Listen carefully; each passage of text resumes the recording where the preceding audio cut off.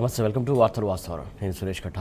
Right, ఈరోజు వచ్చినటువంటి ప్రధాన పత్రికల్లోని నమస్తే తెలంగాణలో వచ్చినటువంటి వార్తలు మనం చూద్దాం. ప్రధానంగా అయితే ఆ జాగీర్లోకి మెగా ఎంట్రీ అవుతుందంటూ కూడా ఇక్కడ వార్త చూడొచ్చు. ప్రధానంగా ఇక్కడ ఫోటోలో క్లియర్ కట్గా చూడొచ్చు. ఇదైతే నాదర్గూల్లోని సర్వే నెంబర్ 613లో ఉన్నటువంటి భూముల చుట్టూ ఏర్పాటు చేసినటువంటి రేకుల ప్రహారీ ప్రధాన గేటుపై కోహినూరు గ్రూపునకు తోడుగా కొత్తగా వచ్చి చేరినటువంటి ఏదైతే MEIL శిల్పా ఇన్ఫ్రా కంపెనీల పేర్లతో సహా ఫోటో వార్త చూడొచ్చు మనం క్లియర్ కట్గా. ఇటు పక్కనే దశాబ్దాలుగా సాగు చేసుకుంటున్నటువంటి తమ భూముల్ని అప్పగించి న్యాయం చేయాలని కోరుతూ మంగళవారం రంగారెడ్డి జిల్లా రెవెన్యూ అధికారి సంగీతకు వినతి పత్రం అందజేస్తున్న నాదర్గూలు రైతులు. ఏదైతే నాదర్గూలు రైతులకు సంబంధించినటువంటి భూమికి సంబంధించి ఈ వార్త చూడొచ్చు. ఆ జాగీర్లోకి మెగా ఎంట్రీ అయ్యింది అంటూ కూడా వార్త చూడొచ్చు. నాదర్గూలు భూములను ఒక్కొక్కటిగా చేరపడుతున్న కంపెనీలు 373.22 ఎకరాల ఆక్రమణపై కావాలనే నిద్ర నడిస్తున్న ప్రభుత్వం, అలాగే వచ్చి వాళ్తున్నటువంటి గద్దలు 6,000 కోట్ల భూదందాలో బిగ్ ట్విస్ట్. ఏదైతే గత వారం రోజుల నుంచి కూడా ఈ కథనం మనం చూస్తున్నాం. 6,000 కోట్ల బిగ్ దందా అంటూ కూడా ఎవరి జాగీర్ అంటూ కూడా మా నమస్తే తెలంగాణ వార్తను ప్రచురించింది. ఆ ప్రచురించినప్పటి నుంచి కూడా మొత్తానికి ప్రభుత్వంలో అలజడి మొదలైనటువంటి అంశం. దానికి సంబంధించి కూడా చూడొచ్చు మనం. ఒక్కొక్కటిగా భూమి మీదికి వచ్చి వాలుతున్నటువంటి పలు కంపెనీలు ప్రధాన గేటుపై కోహినూరుకు తోడుగా మెగా శిల్పా ఇన్ఫ్రా పేర్లు కూడా వచ్చాయి. ఏదైతే ప్రభుత్వ వ్యవస్థలను ప్రశ్నార్థకం చేస్తున్నటువంటి సర్కారు పెద్దల తీరు, దర్జాగా చేతులు మారుతున్నటువంటి భూములు, అలాగే చేష్టలు అడిగినటువంటి అధికారులు, తమ భూముల కోసం గూడు చెదిరినటువంటి పక్షుల్లో తిరుగుతున్నటువంటి రైతులు, న్యాయం చేయాలంటూ తాజాగా DROకు వినతి పత్రం అందజేసారు అక్కడి రైతులు. దానికి సంబంధించి చూడొచ్చు. ఏదైతే నాదర్గూల్లోని శివరాజు బహదూర్ భూముల్లో కబ్జా పర్వంపై ఇటీవల నమస్తే తెలంగాణ ప్రచురించిన కథనం. దానికి సంబంధించి క్లియర్ కట్గా చూడొచ్చు మనం. సామాన్యుడు గుడిసె వేస్తే FTL బఫర్ జోన్, అలాగే ప్రభుత్వ భూములు అంటూ కాంగ్రెస్ సర్కారు కన్నెర చేస్తున్నది. మరి బుల్డోజర్లను పంపి వాటిని పేక మేడల్లా కూల్చుతున్నది. కానీ నాదర్గూల్లో కళ్ళ ముందే 373.22 ఎకరాల ప్రభుత్వ భూములను ప్రైవేటు కంపెనీలు చెరపడితే మాత్రం అటువైపు కన్నెత్తి కూడా చూడట్లేదు. భాగవతం మొత్తం బయటపడినా కిక్కురు మనకుండా ఉంటుంది. 6,000 కోట్ల విలువైనటువంటి భూములను కాపాడాల్సింది పోయి జిల్లా కలెక్టర్ మొదలు రెవెన్యూ యంత్రాంగం అంతా ప్రేక్షక పాత్ర పోషిస్తున్నది. ఇదే అదునుగా ఆ భూముల్లోకి ఒక్కొక్కటిగా ప్రైవేటు కంపెనీలు గద్దల్లా వాలిపోతున్నాయి. ప్రభుత్వ వ్యవస్థలకే సవాలు విసురుతున్నాయి. ఇవన్నీ ప్రభుత్వ పెద్దలకు చెందినవే కావడంతో అధికార యంత్రాంగం కావాలనే మద్దు నిద్ర నటిస్తుంది అంటూ కూడా ఇక్కడ మనం క్లియర్ కట్గా వార్త చూడొచ్చు. దానికి సంబంధించి చూడొచ్చు మనం. మరొక వార్త చూసుకున్నట్లయితే ఇక్కడ మూటలో వాటల కొట్లాట అంటూ కూడా ముఖ్య నేత పదవికి ఎసరు పెట్టినటువంటి నెంబర్ 2 అంటూ కూడా మరొక వార్త చూస్తున్నాం మనం. సన్నిహితంగా ఉంటూనే పీఠంపై గురి, అలాగే ఇద్దరి మధ్య చిచ్చు పెట్టినటువంటి లాబియింగ్ అంటూ కూడా వార్త చూడొచ్చు. కాంగ్రెస్లో 600 కోట్ల కాంట్రాక్టు కలకలం, అలాగే ఖమ్మంలో తీగలాగితే ఢిల్లీలో కదిలినటువంటి డొంగ. ఏదైతే ఖమ్మంలో తీగలాగితే ఢిల్లీ వరకు అక్కడ డొంక కదిలింది. దానికి సంబంధించి ఇక్కడ చూడొచ్చు మనం. ప్రధానంగా ఇక్కడ మూలాలన్నీ ఇక్కడ ఏది లాగినా కూడా దానికి లింక్ మాత్రం ఢిల్లీకే ఉంటుంది అనే అంశం సంబంధించి ఇక్కడ వార్త క్లియర్ కట్గా మనం చూడొచ్చు. కుదిరితే ముఖ్య పీఠం, లేకపోతే మున్సిపల్ శాఖ. కాంగ్రెస్ అధిష్టానం వద్ద నెంబర్ 2 లాబియింగ్ జరుగుతోంది. ఇంటెలిజెన్స్ సమాచారంతో ముఖ్య నేత అవాక్కు, అలాగే అదను చూసి సదరు మంత్రిపై దెబ్బ కొట్టినటువంటి వైనం. ఆయన కంపెనీపై CBCID విచారణకు ఆదేశాలు, అలాగే దర్యాప్తును లెక్క చేయకుండా తలెగిరిస్తున్నటువంటి మంత్రి. ఏదైతే దర్యాప్తు సంబంధించి దానికి సంబంధించి కూడా లెక్క చేయకుండా ఇష్టానుసారంగా ఆ మంత్రి వ్యవహరిస్తున్నారనేది దానికి సంబంధించి ఇక్కడ వార్త చూడొచ్చు. దేక్ లెంగే అనే సంకేతాలు పంపి కేరళకు పయనమైనట్టు కూడా ఇక్కడ వార్త చూస్తున్నాం మనం. మరొక వార్త చూస్తే కళ్ళ ముందే కాళేశ్వరం ఫలాలు అంటూ కూడా మరొక వార్త చూడొచ్చు. సారే నీరు పండే పంట చూడలేని పారే నీరు, అలాగే పండే పంట చూడలేని కబోది పాటిల్, అలాగే కాళేశ్వరం కొట్టుకుపోతే మల్లన్న సాగర్లో 25 TMCల నీళ్లు ఎక్కడి నుంచి వచ్చినాయంటూ కూడా మాజీ మంత్రి హరీష్ రావు ప్రశ్నిస్తున్నటువంటి అంశం. దానికి సంబంధించి క్లియర్ కట్గా చూడొచ్చు. తెలంగాణలో కొత్త ఆయకట్టు ఎట్లా పెరిగింది, అలాగే ఎకానమిక్ సర్వే మంత్రి ఉత్తమ్ పెట్టినటువంటి బడ్జెట్ లెక్కలే కాళేశ్వరం విజయానికి సజీవ సాక్ష్యాలంటూ కూడా ఇక్కడ వార్త చూడొచ్చు. ప్రాజెక్టుపై CR పాటిల్ వ్యాఖ్యలు అభ్యంతరకరం, అలాగే ఇవి బీజేపీ కాంగ్రెస్ ఫెవికాల్ బంధానికి నిదర్శనం కాదా అంటూ కూడా హరీష్ రావు ప్రశ్నించినటువంటి అంశం. అంశం. కాళేశ్వరం అద్భుతమని కేంద్ర సంస్థల ప్రశంసలు ఇచ్చాయి, మరి దాని సంగతి ఏంటంటూ కూడా ఆయన అడుగుతున్నారు. వాటికి కేంద్ర మంత్రి ఏం సమాధానం చెప్తారంటూ కూడా మాజీ మంత్రి హరీష్ రావు చెప్తున్నటువంటి అంశం. దానికి సంబంధించి సమాధానం చెప్పాలంటూ కూడా ఆయన డిమాండ్ చేస్తున్నటువంటి అంశం. పాలమూరుకు కాంగ్రెస్ సర్కారు ద్రోహం చేస్తుంది అంటూ కూడా ఏదైతే మాజీ మంత్రి నిరంజన్ రెడ్డి తీవ్రస్థాయిలో ప్రభుత్వం పైన విరుచుకుపడ్డటువంటి అంశం. దానికి సంబంధించి ఇక్కడ మరొక వార్త చూడొచ్చు. సమైక్య పాలకుల దారిలోనే రేవంత్ ప్రభుత్వం నడుస్తుందంటూ కూడా ఆయన ఆరోపించారు. నీటిని ఏపీ తరలించుకుపోతుంటే సర్కారు చోద్యం చూస్తుందా అంటూ కూడా ఆయన ఆవేదన వ్యక్తం చేస్తారు. ఉమ్మడి జిల్లాలో పంటలు ఎండుతున్నా కూడా తీవ్రంగా నిర్లక్ష్యం వహిస్తుంది కాంగ్రెస్ సర్కార్ అంటూ కూడా ఆయన తీవ్రస్థాయిలో ధ్వజమెత్తారు. ఇక్కడ దోచుకొని కేరళలో పంచుతున్నారంటూ కూడా బీఆర్ఎస్ సీనియర్ నాయకులు ఆర్ఎస్పీ ఆగ్రహం వ్యక్తం చేస్తున్నటువంటి అంశం. అలాగే తెలంగాణ క్యాబినెట్కు కేరళలో ఏం పని అంటూ కూడా ఆయన ప్రశ్నిస్తున్నారు. 1000 కోట్లు పంచి కాంగ్రెస్ను గెలిపించే కుట్రలు జరుగుతున్నాయంటూ కూడా ఆయన ఆరోపించారు. పౌర స్వేచ్ఛను కట్టడి చేసేందుకే హేట్ బిల్ అంటూ కూడా ఆయన చెప్పినటువంటి సందర్భానికి సంబంధించి ఇక్కడ క్లియర్ కట్గా వార్త చూడొచ్చు. మరొక వార్త చూసుకున్నట్టయితే ఇక్కడ ఏదైతే జగిత్యాల జిల్లా కదలాపూర్ మండలం భూషణరావుపేట శివార్లో నేలవాలిన వరి పంటను చూపుతూ కన్నీటి పర్యంతమవుతున్నటువంటి రైతు రాజేశ్వర్ రెడ్డి అంటూ కూడా ఇక్కడ క్లియర్ కట్గా మనం వార్త చూడొచ్చు. అన్నదాతకు అకాల నష్టం జరిగింది.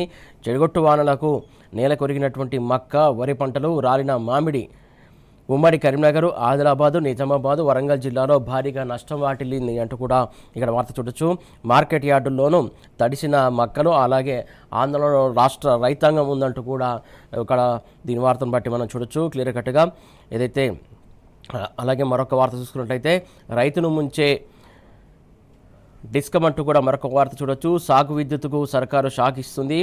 అలాగే 3వ డిస్కమ్ కనెక్షన్లు అంటూ కూడా ఇక్కడ వార్త చూడొచ్చు.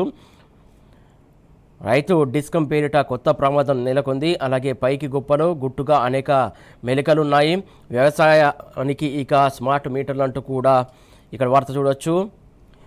5.22 లక్షల ట్రాన్స్ఫార్మర్లకు మీటర్లు, అలాగే దమ్మిడి ఆదాయం లేకున్నా అప్పుల్లోనే కొత్త డిస్కమ్కు పురుడు పోసుకుందంటూ కూడా క్లియర్ కట్గా చూడొచ్చు. ఇక మరొక వార్త చూసుకున్నట్టయితే ఇరాన్పై బంకర్ బస్టర్లు అంటూ కూడా మరొక వార్త చూడొచ్చు. విరుచుకుపడినటువంటి అమెరికా, ఇజ్రాయెల్ భారీ పేలుళ్లతో దద్దరిల్లిన ఇస్ఫహాన్ అంటూ కూడా ఇక్కడ వార్త చూడొచ్చు. కీలకమైనటువంటి ఆయుధ డిపో పేల్చివేత, అలాగే ఉప్పు నీటి శుద్ధి ప్లాంట్ పైన కూడా వైమానిక దాడి జరిగింది. రేపటి నుంచి అమెరికా టెక్ కంపెనీలకు టార్గెట్ చేస్తాం అంటూ కూడా ఇరాన్ వార్నింగ్ ఇస్తుంది. ముఖ్యంగా మైక్రోసాఫ్ట్, అలాగే గూగుల్, యాపిల్ సహా 18 కంపెనీలు టార్గెట్గా జాబితా విడుదల చేసినట్టు ఇక్కడ వార్త చూడవచ్చు. వార్తల అంశాలకు సంబంధించి మనం పరిశీలించాం. దానికి సంబంధించి విశ్లేషించడానికి మనతో పాటు బీఆర్ఎస్ సీనియర్ నాయకులు పల్లి రవికుమార్ గౌడ గారు ఉన్నారు. నమస్తే అండి. అలాగే ప్రముఖ రాజకీయ విశ్లేషకులు జంగయ్య యాదవ్ గారు. నమస్తే అండి. రవి గారు, ప్రధానంగా ఏదైతే మొన్నటి నుంచి గత వారం రోజుల నుంచి కూడా చూస్తున్నాం నాదర్గోల్ భూముల అంశం సంబంధించి రోజుకొక ట్విస్ట్ నెలకొంటుంది. ఇప్పుడు ఇందులో కూడా మెగా ఎంట్రీ అయినటువంటి అంశం మనం చూస్తూ ఉన్నాం. దీనికి సంబంధించి మీరేమంటారు? ముందుగా సురేష్ గారు, టీవీఎస్ వీక్షకులకి, సోదరులు చంద్రయ్య గారికి అందరికీ నమస్కారం. రంగారెడ్డి జిల్లా నాదర్గోల్ అంటే బాలాపూర్ మండలం. ఇది గతంలో సరూడార్ మండలం అంటే ఇప్పుడు నాదర్గోల్ మండలము, బాలాపూర్ మండలము, నాదర్గోల్ రెవెన్యూలో శివాజీ రాజ్ బహదూర్ అనేటువంటి దానికి ఆ భూములు ఉంటాయి. ఆ భూముల్లో దాదాపు 70-80 సంవత్సరాలుగా వందలాది మంది రైతులు, అక్కడ ఉన్నటువంటి రైతులు కొందరు సాగు చేసుకుంటున్నారు. అది ఇప్పుడు ప్రభుత్వ రికార్డులలో కూడా ఇప్పటికీ అది నిషేధిత జాబితాలోనే ఉన్నాయి. సర్వే నెంబర్ 613 అనుకుంటాను, 373 ఎకరాలు ఉన్నది. ఆ నిషేధిత జాబితాలో ఉన్నటువంటి భూముల్లో అదే మామూలు సామాన్యుడైతే, ఇంకెవరో అయితే వెంటనే ప్రభుత్వము వ్యవస్థ మనం ఏం జరుగుతుందో 200 సంవత్సరాలుగా మనం చూస్తూనే ఉన్నాం. రాష్ట్రంలో ఏం లేని దగ్గర ఇది బఫర్లు ఉందని చెప్పి, ఏం లేని దగ్గర ఇప్పుడు ఎక్కడ ఉన్నటువంటి దాంట్లో ఇది ఎఫ్టీఏలో ఉందని, ఆర్ఎఫ్లో రాత్రి బుల్డోజర్లు పోయి కూలగొట్టి ప్రజలు ఉసురు తీసుకుంటున్నటువంటిది అరాచకం. ఒక కీచక రాజ్యం, అరాచక రాజ్యం జరుగుతుంది. మనం పరిపాలన జరుగుతుంది, విధ్వంసం జరుగుతుంది. కానీ ఇక్కడ క్లియర్గా అక్కడ రైతులకు సంబంధించినటువంటి వాళ్ళు ఒక 70-80 సంవత్సరాలుగా రైతులు ఉన్నారు. అక్కడ భూమి మీద పొజిషన్లో నిషేధిత జాబితాలో ఉన్నది. ప్రభుత్వ రికార్డుల ప్రకారంగానే నిషేధిత జాబితాలో ఉన్నది. వీళ్ళు రైతులు ఎవరు అంటే ప్రొటెక్ట్ ల్యాండ్ టెనెంట్ యాక్ట్ ప్రకారంగా దాంట్లో ఉన్నటువంటి వాళ్ళని పోనీయకుండా ప్రభుత్వం దాన్ని కాపాడకుండా ఎవరికి కొమ్ము కాస్తుందంటే ఇవాళ మనం చూసిన నిన్న మొన్నటి వరకు కోహినూర్ అనేటువంటి ఒక సంస్థ ఉండేది. ఆ కోహినూర్ శక్తి సరిపోతలేనట్టుంది ఇప్పుడు ఆ భూములు కబ్జా చేయడానికి ఆ వేదిక ఆ పేరు మీద. దాని వెనక ఎవరు ఉన్నారో తెలుసు, గత కొంతకాలంలో జరుగుతున్నట్టు దాని వెనుక ఒక ఎవరు అసలు పెద్ద మనిషి ఉన్నాడు అనేది ఓపెన్గా బహిరంగ రహస్యం. ఈ కోహినూర్ సంస్థ శక్తి సరిపోతలేదు కాబట్టి అక్కడ ఇంకేంది మెల్లగా మెగా సంస్థని ఎంటర్ చేసినట్టుగా వచ్చేసి ఆ తర్వాత ఇంకా శిల్ప ఇన్ఫ్రాస్ట్రక్చరు ఇదంటే 3 సంస్థలు మెల్లగా ఒక్కొక్కటి ఏం చేసినా అక్కడ ఇంకా బోర్డులు వచ్చేసి చేసిపోతుంది. అంటే ఇవాళ అది చాలా అత్యంత ఖరీదైనటువంటి ప్రాంతాల్లో ఒక ప్రాంతంగా ఉన్నటువంటి ఆదిపట్ల పరిసరాల్లో ఉన్నటువంటి ప్రాంతం ఇది. ఈ భూములు ఇవన్నీ కూడా ఒక బాగా అవుటర్ రింగ్ రోడ్ ఇన్సైడ్లో ఉండి ఇంత పేరు ఉన్నటువంటిది. ఇలా భూదాహానికి ఇంకెక్కడా లేదు. ఇలా భూదాహానికి భూదాన్ బోర్డు భూములని మింగటానికి గద్దలాగా వాళ్తున్నారు. చెరువులు కుంటలు మూసి ప్రక్షాళన పేరు మీద 100 ఎకరాల పేదవాళ్ళది 50 గజాలు 60 గజాలు 100 గజాల భూముల్ని కూల్చేసి వీళ్ళు ఎకరాలు కోటల సామ్రాజ్యాన్ని నిర్మించుకోవడం కోసము మూసి ప్రక్షాళన అనేటువంటి ముసుగేసుకొని ఒక నయా దోపిడికి శ్రీకారం చుట్టి దానికి ఎంత కుట్ర చేస్తున్నారో మనం చూస్తూనే ఉన్నాం. సేమ్ ఇది ఎక్కడ అవకాశం ఉంటే భూమి అది అదా ఏది లేదు. ఏ పేరు మీద ఏ విధంగా ఉన్నా కూడా ఒక ప్రైమ్ ల్యాండ్ సెంట్రల్ యూనివర్సిటీకి టెండర్ పెట్టాలని చూసినటువంటి వాడు ఓ సంస్థను ముందు పెట్టి అట్లా ఇంకా వీళ్ళు దేని వదిలిపెడతారు వాళ్ళు. అదే జరుగుతుంది. ఇవాళ మెగా సంస్థ వచ్చింది. మెగా సంస్థ ఎందుకు వచ్చింది? జాతిని ఉద్ధరించడానికి వచ్చిందా, లేకపోతే ఆడ నిషేధిత జాబితా భూములని ప్రొటెక్ట్ చేసి ప్రభుత్వానికి అప్పజెప్పడానికి దానికి కట్టడి చేయడానికి వచ్చిందా? కాదు కదా. బాజాప్తా మొత్తం లూటీ చేయడమే రాష్ట్రాన్ని. విచ్చలవిడి దోపిడీ. భూమి ఎక్కడ కూడా ప్రభుత్వము భూమికి సంబంధించి కానీ ప్రైవేటు భూములకు సంబంధించి కానీ ఒక బలహీనమైనటువంటి వ్యక్తులు ఉంటే వ్యక్తుల మీద భూములని కబ్జా చేయటం, దానికి ఏ పేపర్లు అంటే ఆ పేపర్లు తయారవుతుంటాయి. ఆ పనికి మళ్ళీ పేపర్లని కూడా ఇటు పోలీసులు ఇటు రెవెన్యూ వ్యవస్థ గుడ్లు అప్పగించి చూస్తుంటుంది. కానీ ఒరిజినల్గా అన్ని రకాలుగా లీగల్గా ఉన్నటువంటి వాటినేమో వీళ్లకు డాక్యుమెంట్ల కిందనో పేపర్ల కిందనో కనిపించవు. కానీ పనికి మళ్ళీ కాగితాలు ఉంటాయి చూడు, దేనికి ఏ విధంగా చట్టబద్ధంగా ఇన్వాల్యూడ్ ఉండేటువంటి వాడు చేస్తారు. ఇవాళ సేమ్ అదే నాదర్గులు అదే జరుగుతుంది. ఎవరు వీళ్ళు అసలు ఎక్కడి నుంచి అనుమతులు వచ్చినాయి? ఎక్కడ దానికి ఫస్ట్ కోహినూర్ సంస్థకి ఆడ రైతులు బహిరంగంగా పోరాడి నిన్న డిఆర్ఓ గారిని కూడా కలిసి రంగారెడ్డి డిఆర్ఓ ఏమి లేదు. అధికారులే బాజాప్తా ఈ కంపెనీలో మొన్న పట్టుకున్నారు కదా. కంపెనీలకు సంబంధించినటువంటి కార్లలో వాహనాల సెక్యూరిటీ తోటి పోతారు, సర్వేలు చేసినట్టు రికార్డులు చేసినట్టు వస్తారు. అది పట్టుకున్నటువంటి అది ప్రశ్నించేటటువంటి వాళ్ళు అడిగేటటువంటి వాళ్ళు నేరస్తులు అవుతారు, అటు పోలీసులకు కానీ ఈ ప్రభుత్వానికి కానీ. రాష్ట్రంలో నిలువు దోపిడీ జరుగుతుంది. మామూలుగా కాదు, భూములకు సంబంధించి ఇంకా మిగతా ఒక్క విషయంలో కాదు. ఇప్పుడు మనం భూముల గురించి మాట్లాడుతున్నాం కాబట్టి భూములకు సంబంధించిన భూములు ఆగట్లేదు, నీకు సీలింగ్ భూములు ఆగట్లేదు. ప్రభుత్వ సంస్థలకు గతంలో ప్రభుత్వ అవసరాల కోసం ఒక సామాజిక ప్రజల అవసరాల కోసం కాపాడుకున్నటువంటి ఒక ల్యాండ్ బ్యాంకును కూడా మిగలకుండా ఇవాళ ఇష్టానుసారంగా రకరకాలుగా ఇష్టమైనటువంటి పేపర్లు తయారు చేసి పొతం పట్టిస్తున్నారు. ఇది భూభారతి కాదు వీళ్ళు చేసేది, భూహారతి. ఓకే, భూభారతి పేరు మీద వీళ్ళు చేస్తున్నది అంటే భూహారతి మొత్తం కథం పట్టించేస్తున్నారు.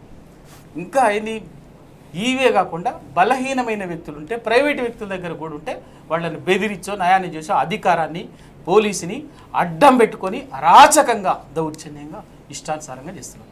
తప్పనిసరిగా ఇవాళ దీనికి తెలంగాణ సమాజం తెలంగాణ సమాజం కనుక అప్రమత్తంగా ఉండకపోతే, తెలంగాణ పౌర సమాజం కనుక ఇటువంటి వాటి విషయాల పట్ల బాధ్యతగా విజ్ఞతగా ఆలోచించకపోతే, మాట్లాడకపోతే రేపు మీ వరకు కూడా వస్తుంది. వీళ్ళ అరాచకం, వీళ్ళ దోపిడీ ఏదో రకరకాల కారణాలతో చాలా మంది మేము పెద్ద మనుషులం అనేటటువంటి వాళ్ళు, మేము పెద్ద బుద్ధిజీవులు అనేటటువంటి వాళ్ళు సన్నాయిలో కొనుక్కుతున్నారు. చుట్టుపక్కల కూడా వ్యవసాయ భూములు ఉన్నాయి, వ్యవసాయం చేస్తున్నారు, ఆల్రెడీ పంట పండిస్తున్నారు. ఆ పంట పండించే భూముల దగ్గర కూడా ఇలాగా ఇంత పెద్ద సంస్థలు అక్కడికి చేరుకొని ఇలా పంటలు పండించకుండా ఇలా అడ్డుపడడం కావచ్చు, లేకుంటే కబ్జా చేయడం కావచ్చు, లేకుంటే అక్కడ బాధితులు ఆల్రెడీ ఆఫీసర్ని కలిశారు. ఆఫీసర్ని కలిసిన వాళ్ళకి ఏమైనా హామీ లభించింది? ఏమీ లేదు. మొన్న తహసీల్దార్ గారు వీళ్ళే పట్టుకున్నారు. తహసీల్దార్ గారు ఏకంగా ఈ భూములు కబ్జా చేసినటువంటి వాళ్ళ కార్ల మీద సర్వే చేసి వచ్చిందట. అది అక్కడ ఉన్నటువంటి వాళ్ళు పట్టుకొని మీరు ఎట్లా పోతారు వాళ్ళ కార్లు అంటే ఆమె చెప్పిన సమాధానం చాలా నవ్వు వస్తున్నది. నా వెహికల్ ఖరాబ్ అయింది, నేను వాళ్ళు ఇచ్చిన నేను పోయినా అంటాను. అప్పుడు వీళ్ళు ఏమడిగారు తెలియదు, మేము కూడా కార్ ఇస్తాం, వాళ్ళెందుకు మేమే ఇస్తానంటే మేడం మేము మాతో వచ్చి సర్వే చేయండి అని చెప్పింది. అంటే ఏంది అసలు ఏమవుతుంది, ఏంది ఈ ప్రభుత్వం ఎవరి కొమ్ము కాస్తుంది, ఎవరికి పనిచేస్తుంది? ప్రభుత్వ ఆస్తులని, ప్రజల ఆస్తులని, ప్రజల హక్కులని పరిరక్షించాల్సినటువంటి ప్రభుత్వము రాచకంగా ప్రజల మీద రాత్రి బుల్డోజర్ తీసుకుపోతారు. రాత్రి పేపర్లు తయారైతే రాత్రి పోలీసులు వాళ్ళు ప్రజల మీద విరుచుకు పడతారు, అరాచకం చూపిస్తారు. ఏమంటే సామాన్యుల జీవితాలు ఎంత అండి, ఎంత? పోలీసు, రెవెన్యూ వ్యవస్థ మొత్తం అధికారం అంతా కూడా ఒకటయ్యి, మాఫియా ఒకటయ్యి, అరాచకం ఒకటయ్యి ఓ పేదోడి, ఓ సామాన్యుడి మీద పడితే వాడి శక్తి ఎంత అండి? వాని బతుకువాడు బతకడమే కష్టం. ఇన్ని వ్యవస్థలను ఎదిరించే శక్తి ఉందా? ఆఖరికి న్యాయ వ్యవస్థ ఇచ్చేటటువంటి తీర్పులను కూడా, ఆదేశాలను కూడా పాటించకుండా ఇష్టానుసారంగా చేస్తున్నాను. సో హైకోర్టు హైడ్రా విషయంలో ఎన్నిసార్లు పాసింగ్ రిమార్క్స్ ఇచ్చింది, ఎన్నిసార్లు డైరెక్షన్ ఇచ్చింది, ఆయన లెక్క పెట్టిందా? ఏమీ లేదు. మేము చేస్తాం, మీరు ఇంకా చెప్పాలంటే మీరు ఏం పీక్కుంటారో పీక్కోండి అన్నట్టే వచ్చింది వాడు. ఇది వాడు. వీటన్నిటికీ తప్పనిసరిగా పౌర సమాజం స్పందించకపోతే నాకేమొచ్చిందిలే, నాకేమైందిలే అని చెప్పేసి ఎవరికి వాళ్ళు సన్నాయి నొక్కులు నొక్కితే అనుకుంటే ఏదో ఒక రోజు మీ దగ్గర కూడా వస్తుంది ఆ సమస్య. ఏదో ఒక రోజు నీ గడపను కూడా దాటుతుంది ఈ మాఫియా. నీ ఇంటి గడప, నీ బెడ్రూమ్లోకి వచ్చి నిన్ను కూడా ఈ మాఫియా చేస్తుంది. ఇలా వాస్తవంగా రైతులు అక్కడ రెండు అంశాలు ఉన్నాయి. ప్రొటెక్టెడ్ టెనెంట్ రైతులు ఉన్నారు ఆ నాదర్గోలు భూముల్లో, వాళ్ళ ప్రయోజనాలను కాపాడాలి. వాళ్ళు పాపం రోడ్డెక్కి పోరాటం చేస్తున్నారు. సమాజంగా, వ్యవస్థగా వాళ్ళ హక్కుల్ని కాపాడాలి. రెండవది, అది భూములు నిషేధిత జాబితాలు ఉన్నాయి. ఎవరి బాధ్యత అది? ప్రభుత్వం బాధ్యత. ఎట్లా డాక్యుమెంట్స్ తయారవుతున్నాయి, ఎట్లా దానికి సంబంధించినటువంటి అనుమతులు ఎట్లా వస్తున్నాయి? లేదు ఒకవేళ అనుమతులు లేవనుకోండి, అనుమతులు ఇవ్వలేదనుకోండి, మరి ఆడ బోర్డులు ఎట్లా వెలుస్తున్నాయి, దానికి ప్రహారీ గోడలు ఎట్లా వస్తున్నాయి, వాటి చుట్టూ బ్లూ షీట్స్ తోటి బౌండరీ ఫిక్సేషన్, వాటికి సంబంధించినటువంటి కబ్జా, ఇది this land belongs to sons అనేది కంపెనీలో పేర్లు ఎట్లా వస్తున్నాయి? నిషేధిత జాబితాలు ఉన్నటువంటి దేని బట్టి నిషేధిత జాబితా అంటే ఏంటిది? ప్రభుత్వం పరిరక్షించడం కోసం. It is nothing but land bank meant for public purpose. ఏదో పబ్లిక్ పర్పస్ కోసమో లేకపోతే రకరకాల కారణాలతో ఉంటుంది నిషేధిత జాబితాలు ఉంటాయి. ఇది నిషేధ జాబితాలో ఉండే జనరల్గా ఏంటిది?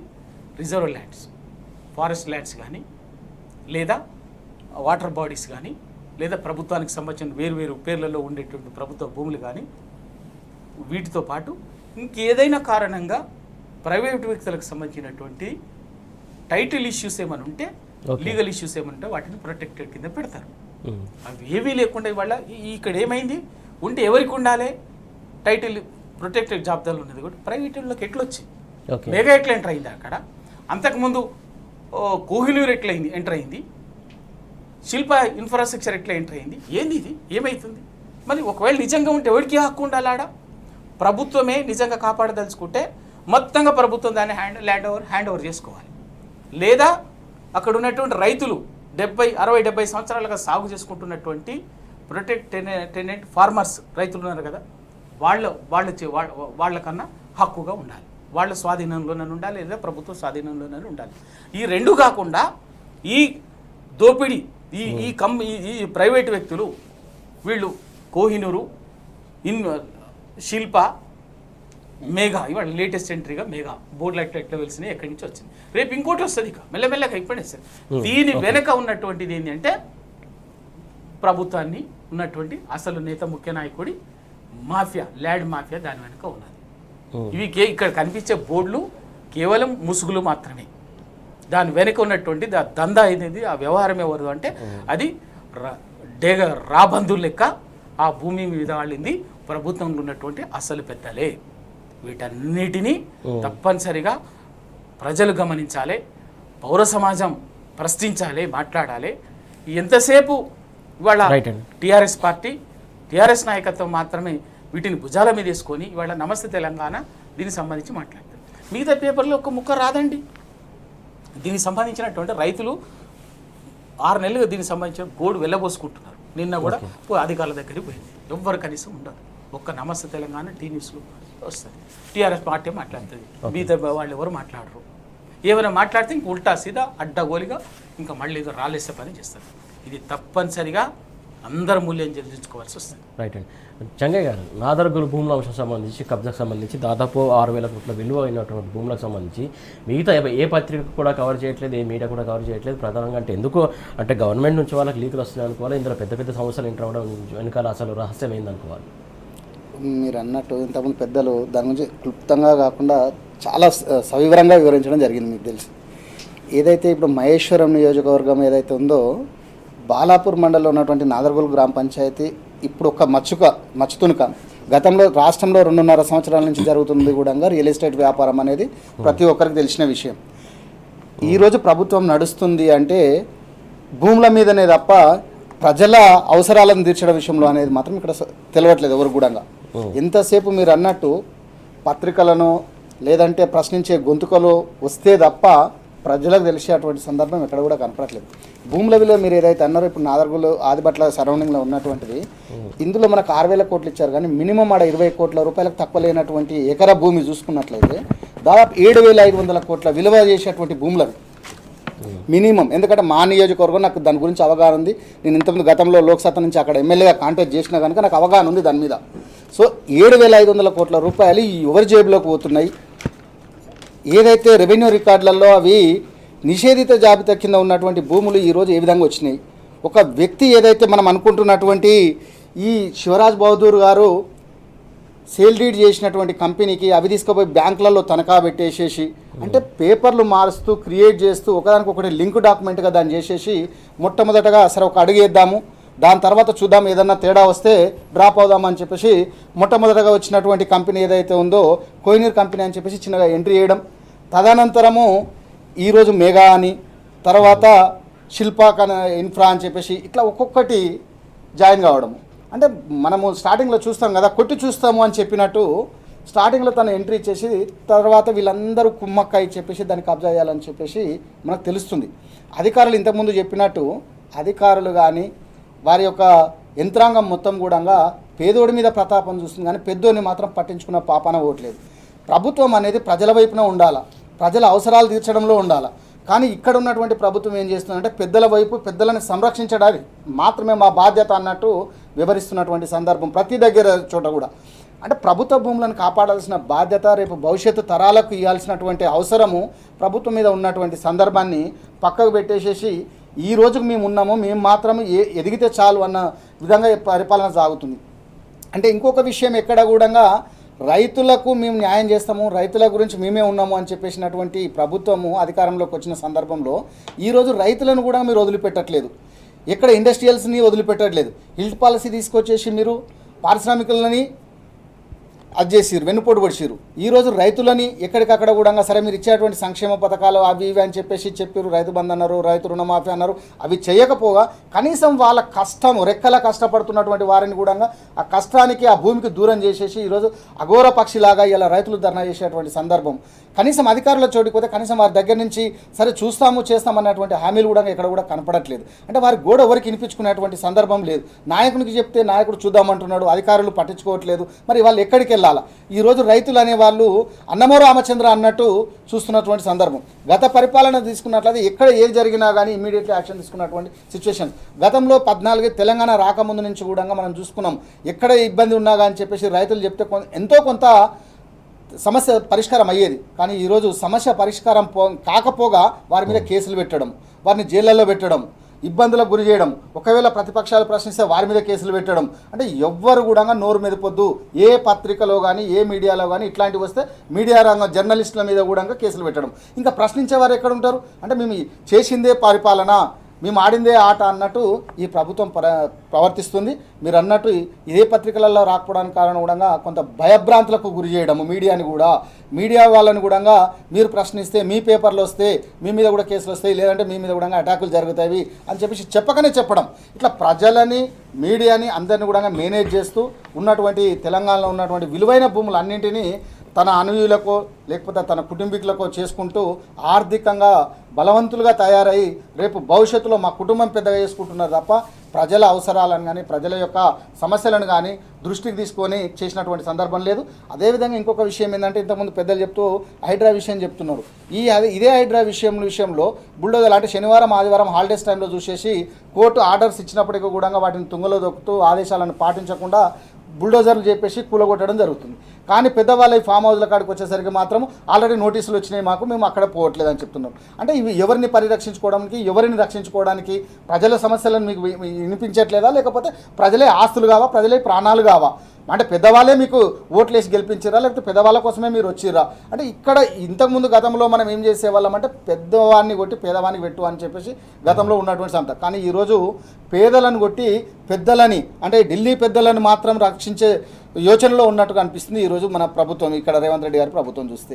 సో రేవంత్ రెడ్డి గారు ఇచ్చినటువంటి మాటలకు ఇప్పుడు చేస్తున్నటువంటి చేష్టలకు, అంటే మాటలు మాత్రము ప్రజలకు ఇచ్చిండు, మూటలు మాత్రం పెద్దలకు మోస్తున్నాడు. దానికోసమే ఈ రియల్ ఎస్టేట్ వ్యాపారం చేస్తున్నాడు. ఎందుకంటే వారికి మంచి అనుభవం ఉన్నటువంటి సంస్థ ఏదైనా ఉందంటే తనకు మించినటువంటి వాడు తెలంగాణలో రియల్ ఎస్టేట్ చేసినటువంటి వారు లేరు, అంత అనుభవం ఉందని వాళ్ళు మొట్టమొదటి నుంచి చెప్తున్నటువంటి సందర్భం. అది ఇవాళ నిజం చేసి చూపించారు.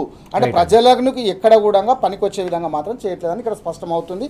ఈ ఒక్క భూములే కాదు, ప్రతి భూములు వచ్చిన డే 1 నుంచి కూడా రియల్ ఎస్టేట్ వ్యాపారమే జరుగుతుంది తెలంగాణలో తప్ప ఇవాళ ఏదో వచ్చింది కనుక మనం చెప్తున్నాం. కానీ గతంలో నుంచి కూడా తీసుకున్నట్లయితే ఏ విషయంలోనైనా రియల్ ఎస్టేట్ వ్యాపారం జోరుగా అందుకుందని చెప్పేసి చెప్తున్నారు. కానీ అది ఎవరికి అంటే వారికి ప్రభుత్వంలో ఉన్న పెద్దలకు మాత్రమే జోరుగా సాగుతుంది. సామాన్యుడు కనీసం ఒక ప్లాట్ అమ్ముకొని కనీసం పూట గడుపుకుందామంటే కూడా పరిస్థితి లేదని ఇక్కడ అర్థమవుతుంది. రైట్ రవి గారు, ప్రధానంగా ఏదైతే ఇక్కడ ముఖ్య నేత పదవి కోసం ఎసరిపెట్టినటువంటి నెంబర్ 2 అనేది ఒకటి ఉంది. ముఖ్యంగా ఏదైతే వాటలా కుట్లాట ఇంకా కంటిన్యూ అవుతున్నటువంటి సిచ్యువేషన్ మనం చూస్తున్నాం. ఇక్కడ తగ్గలేని పరిస్థితి కాంగ్రెస్ సర్కార్లో. ఎవరు ఈ నెంబర్ 2? ఇప్పుడు దాంట్లో ఉన్న దాని ప్రకారంగానే తెలుసు మన సురేష్ గారు. నెంబర్ 2 ఎవరు?